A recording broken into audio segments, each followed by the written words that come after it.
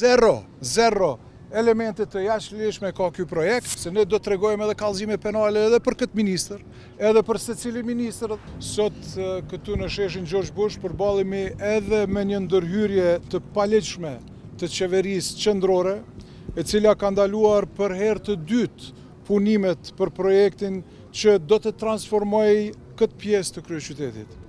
Kjo është një përpjekje qëllimshme për të penguar zhvillimin e kryeqytetit dhe për të mbajtur Prishtinën të pazhvilluar e në vazhdimsi të bllokuar.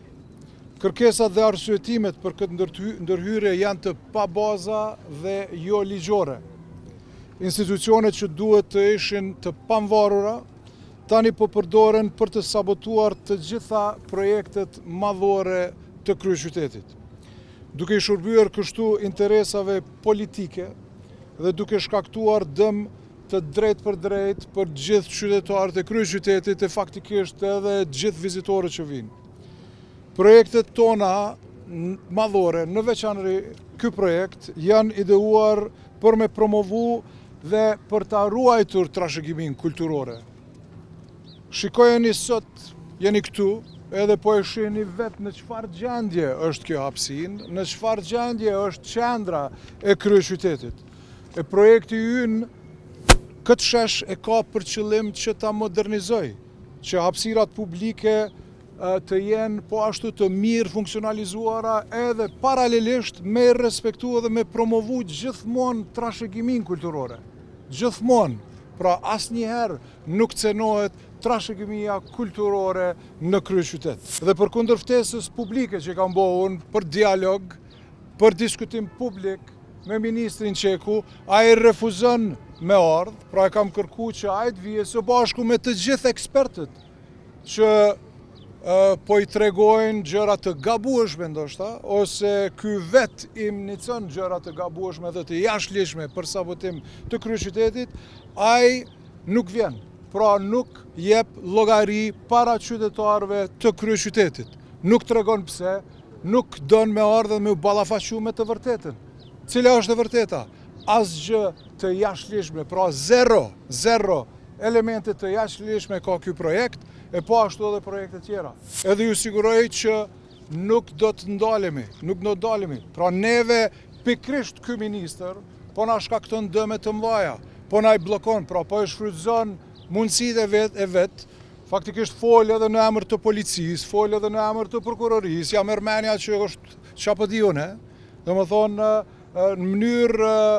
mënyrën më të keqe, më negative të mundshme mundohet me përdor pushtetin për me bë bllokad kryeqytetit. Jemi këtu pikrisht në sheshin George Bush. Edhe shikoni gjendjen e sheshit George Bush. Shikoni projektin ton, i cili ka të bëjë me transformimin e këtyre hapësirave publike. Pra po e hekim asfaltin, po i vëjmë gur të cilët e transformojmë këtë hapësinë dhe bëjmë një qasje ose një element publik të mrekullueshëm, e modernizojmë këtë hapësinë, e çka bën qeveria, çka bën ky ministër, i përdor institucionet për me ardhur edhe me blloku, edhe me sabotu kryeqytetin. Se ne do të tregojmë edhe kallëzime penale edhe për këtë ministër, edhe për secilin ministër dhe secili person që provon në mënyrë jo ligjore me ndal zhvillimin e kryeqytetit. Unë ju kam përgjigj deklaratave të ministrit Qeku, domethënë janë faktikisht të pavërteta, janë propagandë, puro propagandë, edhe për këtë edhe i kam kërku diskutim publik.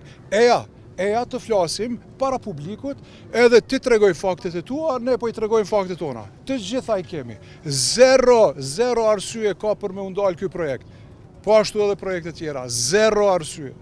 Pra është puro politike. Edhe unë jam i gatshëm, siç edhe kam ftu ministrin, të debatojmë këtë çështje publikisht, po edhe nëse është nevoja në gjykata, sepse aty do të vje puna, edhe ai do të jetë i penalizuar për këtë çështje. Kërkesa shtesë që i ka pas Instituti për Mbrojtjen e Monumenteve, që të trija sipas nesh janë plotësisht të panevojshme, sepse ata thirrën fillimisht në kinse po punohet në 4 pjesë prej 7 pjesëve sa i ka sheshi në zonën historike dhe të hartës të vitit 2019, e cila gjithashtu është një dokument i pa kryer dhe i pa realizuar deri në fund sipas procedurave që i parashofin ligjet tona dhe rregulloret tona.